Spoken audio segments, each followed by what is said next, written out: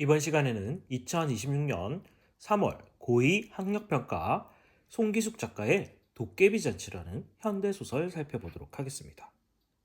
자, 앞부분의 줄거리입니다.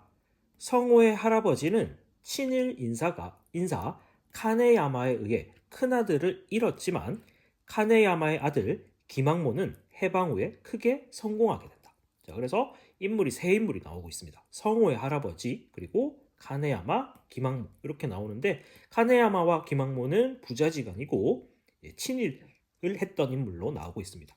그리고 성호 할아버지는 그 친일을 행했던 인물들에 의해서 아들을 잃은 일제로부터 고통을 받은 인물로 설정이 되어 있습니다. 그의 딸 윤주와 그러니까 기막모의 딸 윤주, 성호의 그러니까 할아버지 손자인 거죠. 약혼식 전날 할아버지가 성호의 집에 와서 약혼을 반대하고 자 그래서 이 성호라는 인물도 중요한 인물 중에 하나인데 할아버지의 아픔과 나중에 나올 아버지의 욕망 그리고 윤주대에 대한 사랑 사이에서 무엇을 결정해야 될지 내적 갈등을 겪고 있는 인물로 설정이 되고 있습니다. 반대하고 아버지는 반대에도 불구하고 약혼식을 진행하려고 한다. 출세를 위해서 반대를 무릅쓰고 성호의 결혼을 밀어붙이는 부정적 인물로 나오고 있습니다. 윤주를 진심으로 사랑하는 성호는 이런 상황에서 갈등하고 있습니다. 그래서 인물 간의 외적 갈등 이렇게 나오기도 하고 인물의 내적 갈등도 나오고 있습니다. 자, 해당 소설은 전지적 작가 시점을 사용하고 있습니다. 그렇지만 특정 인물 시각, 성호의 시각에서 이야기가 전개되고 있기 때문에 초점화된 화작으로 표현되고 있다는 것도 특징이라 할 수 있겠습니다. 그렇지만 할아버지가 저러고 계시는데 결혼을 반대하고 계신데 약혼식을 올리러 가네 하고 떠들썩하게 갈 판이냐 내 어머니만 집에 있으라 하고 우리만 가자 할아버지 몰래 둘만 약혼식장에 갈 계획을 세우고 있는 아버지입니다. 성호는 어리둥절한 눈으로 아버지를 건너다 보았다. 아버지와 김막모가 억지스럽게 결혼을 밀어붙이려고 하고 있어서 그것을 이해할 수 없는 상황이다라고 볼 수 있습니다. 그렇게 펄펄 뛰시는 할아버지를 속이겠다는 아버지도 이해할 수 없지만 그런 험한 수모를 당하고 이렇게 나서고 있는 김학모 씨도 이해할 수 없었다. 김국장 김학모는 이번에 새 집을 마련한 겸 잔치 겸 교육감을 비롯해서 가까운 사람들을 모두 초대해둔 모양이다. 그래놓고 식을 올리지 않으면 체면이 뭐가 되고 또 소문이 어떻게 나겠는가. 자, 김국장, 이 김학모라는 사람은 자신의 친일 이력을 지우고자 성호와 자신의 딸을 결혼시키려고 하고 있습니다. 그리고 아버지께서는 그런 김학모의 의도에 부응해서 이제 아첨을 떨고 있는 거죠. 그래서 약혼식장에 꼭 가야만 하는 이유를 성호에게 설명하고 있습니다. 성호는 짐작이 가서 고개를 돌렸다. 아버지의 욕심을 이해하지 못하는 거죠. 내일 12시 그대로다. 일찍 와서 오신 손님들께 인사를 해야 한다. 아버지는 앞에 있는 커피를 한 모금 마시고 일어섰다. 성호는 뚝배기로 개패듯 했던 할아버지의 고함 소리가 귓가에 살아왔다. 그러니까 이거는 이제 과거에 김학모가 자신의 집에 찾아와서 할아버지와 갈등을 겪었던 상황을 회상하고 있는 거죠. 그런데 김학모 씨는 그런 수모를 삼키고 식을 올리겠다는 거죠. 카네하며 경부의 아들로 세상 사람들의 손가락질을 이겨내며 살아온 배짱과 집념이 그것인가. 그래서 배짱과 집념 긍정적으로 해석할 수 있는 부분이긴 하지만 요거는 이제 부정적으로 봐야 되겠죠. 뭔가 고집, 아집 이렇게 해석을 하셔야 될 것 같습니다. 성호는 허탈한 기분이었다. 인물의 정서가 직접적으로 드러나고 있습니다.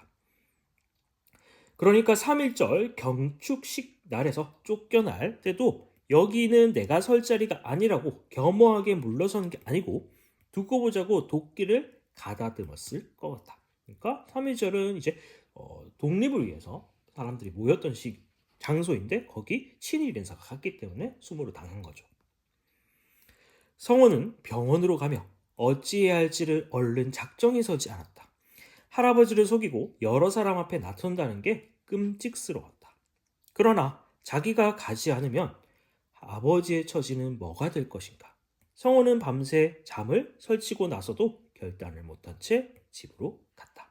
그래서 여기서 나올 수 있는 사자성어는 전전긍긍 또는 전전반층이라는 사자성어도 함께 확인해 주시면 좋을 것 같습니다. 그래서 여전히 성호는 내적 갈등을 겪고 있습니다. 오늘은 무슨 일 없느냐? 아침상을 물리고 나자 할아버지가 아버지에게 물었다. 별로 없습니다. 아버지는 얼떨결에 대답을 해놓고도 혹시 눈치챈 게 아닌가 하는 표정이었다. 성호의 약혼식을 당일인데 그게 할아버지께서 알고 있는지를 이제 의심하고 있는 거죠. 아무 일도 없어. 네, 아무 일도 없습니다. 아버지는 겁먹은 얼굴로 대답했다. 성호는 저도 없습니다. 아무래도 눈치를 챈 것이 아닐까 조마조마했다. 그럼 잘됐다. 오늘 동국영감의 탈상이다. 자, 동국영감이라는 새로운 인물이 나왔는데 할아버지와 같이 일제로부터 고초를 겪은 인물입니다. 그리고 동국영감은 이제 3년상이 끝나는, 죽은 지 3년이 지난 시점이다라고 볼 수 있겠죠. 너희들은 초상 때도 못 갔으니 오늘 나하고 같이 가자. 성호 아버지는 깜짝 놀라 성호를 돌아보았다. 약혼식 계획에 차질이 생길까봐 걱정이 되는 모습이겠죠. 사람이 사람 구실을 하려면 이런 인사부터 제대로 차려야 한다. 그 양반은 너희들하고 친살붙이 가족이나 마찬가지다. 작년에도 그만 일로 조문을 못 갔으니 말이 되겠느냐. 성호의 아버지는 멍청한 표정으로 할아버지를 빤히 보고 있었다. 거기까지는 하루길이 빠졌다. 거리가 상당히 되는 편이겠네요.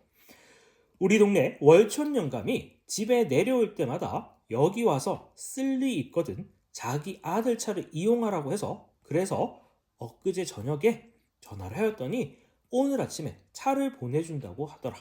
그 차를 타고 가면 편하게 다녀올 수 있을 것 같다. 성호 아버지의 이마에는 땀이 보송보송 맺히고 있었다. 인물의 심리를 간접적으로 제시하고 있습니다. 자, 그래서 인물의 심리가 직접적으로 제시되느냐, 간접적으로 제시되느냐 이런 직접 제시와 방금 봤던 간접 제시 부분들을 소설에서는 조금 잘 챙겨 보아야 합니다. 거기까지라면 일이 조금 힘들 것 같습니다라고 아버지가 이제 돌려서 얘기를 하고 있습니다. 무슨 일인데? 할아버지가 못마땅한 듯이 돌아보았다. 중요한 일이 있어서 핑계를 대어서라도 빠져나가려고 하는 모습입니다. 다급한 판이라 그럴듯한 핑계가 얼른 잡히지 않는 것 같았다. 친구는 다음에 만나도 될 것이 아니냐. 할아버지의 말에는 가벼운 화가 서려 있었다. 그래도 그것이 중요한 개인적 문제가 되어 나와서 성호는 아버지 쪽으로 자꾸 돌아가려는 고개를 손으로 붙잡듯 모른 척 앉아 있었다. 그러자 아버지가 또 더듬더듬 말을 꺼냈다. 아마 성호도 일이 있을 것 같습니다. 멋이 할아버지가 발끈했다. 아니, 약혼식 날에 무슨 일이 그렇게 번거롭다는 게야. 할아버지는 이미 낌새를 눈치챘던 것 같다. 그래서 약혼식 계획을 알고 있었다는 거죠. 그때 밖에서 자동차 견적 소리가 울려왔다. 자, 행동을 재촉하는 효과와 대화를 단절시키는 효과가 이 견적 소리에 함께 녹아져 있습니다. 성호, 너 나와 가자. 할아버지는 성호를 체근하며 자리에서 일어났다. 아버지와 어머니는 당황해서 어쩔 줄을 몰랐다. 그러나 성호는 할아버지의 위압에 못 이긴 척 할아버지를 앞장섰다. 대문 밖에는 차가 기다리고 있었다. 성호야, 나 좀 보자. 새파랗게 질린 어머니가 결사적인 표정으로 성호를 불렀다. 내외 부부의 표정은, 그러니까 아버지와 어머니의 표정은 이미 그들이 할아버지 몰래 어떤 음모를 꾸미고 있었다는 걸 너무 환하게 내비치고 있었다. 어머니가 성호를 한쪽으로 끌어들여서 뭐라고 귓속말을 하려는 순간이었다. 이 귓속말을 이제 적당히 따라 나서는 척 하다가 때를 보아서 약혼식적으로 올 것을 당부하려는 것이라고 볼 수 있겠죠. 컴, 어머니가 찔끔했다. 성호는 그 검 소리에 이끌리듯 문이 열려있는 차 속으로 들어갔다. 자, 이 검 소리는 다른 계획을 세우려는 차단하는 효과, 그러니까 말을 막는 효과가 있다라고 볼 수 있겠습니다. 내외는 멍청하게 서 있었고 차는 부릉부릉 떠났다. 차가 시내를 달렸다. 성호 눈앞에 몇 사람의 영상이 떠올렸다. 그러니까 아버지와 김학모 정도를 볼 수 있습니다. 시내를 빠져나가는 고속도로에 들어서자 차는 물을 차고 날아가는 제비처럼 빠르게 미끄러져 나갔다. 성호는 가슴이 툭 트이는 것 같았다. 그래서 비로소 내적 갈등이 해소되고 있다는 걸 알 수 있습니다. 여태 어디 어두운 미를 헤매다가 빠져나온 것 같았다. 그래서 이제 내적 갈등 해소에 따라서 할아버지의 뜻에 따라 결혼을 포기하기로 하는 성호의 모습이 이후에 나타나게 됩니다. 등받이에 몸을 기댄 성호는 눈앞에 김길동, 이길동, 실제 인물들은 아니고 그냥 김씨, 이씨 정도로 보시면 되겠습니다. 형님 동생하며 너털 웃음을 터뜨리며 잔치상 앞에 도깨비들처럼 모여들고 있을 광경이 어른거렸다. 자, 그래서 이 도깨비라고 비유되는 것들은 자신의 욕망만 앞세우는 사람들 또는 세속적 가치에 매몰되어서 역사의식을 결여하고 있는 사람들이라고 볼 수 있습니다. 그 요사스러운 도깨비들의 잔치판에서 이런 부정적인 인물들이 활개치는 세상에서 꽃두각시 노릇을 하고 있을 자신의 꼴을 상상해 보았다. 그래서 주체성 없이 타인이 시키는 대로 움직이는 수동적인 모습을 꼭두각시라고 표현하고 있습니다.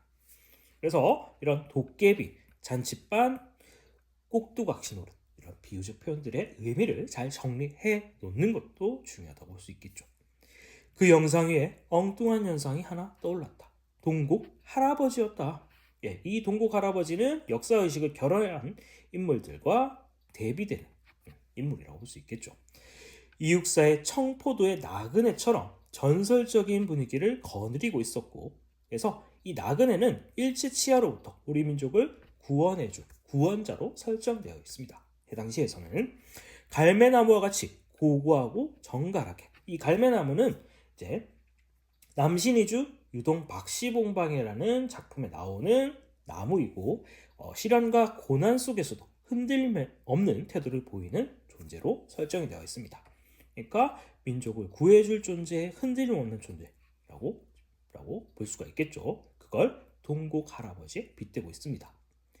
성호는 울컥 몰려드는 정감에 동국 할아버지에 대한 존경심에 조용히 옷깃을 여몄다라고 하면서 작품이 마무리되고 있습니다. 자, 이상으로 2026년 3월 고2 학력평가 송기숙 작가의 도깨비 잔치라는 현대소설 함께 살펴보았습니다.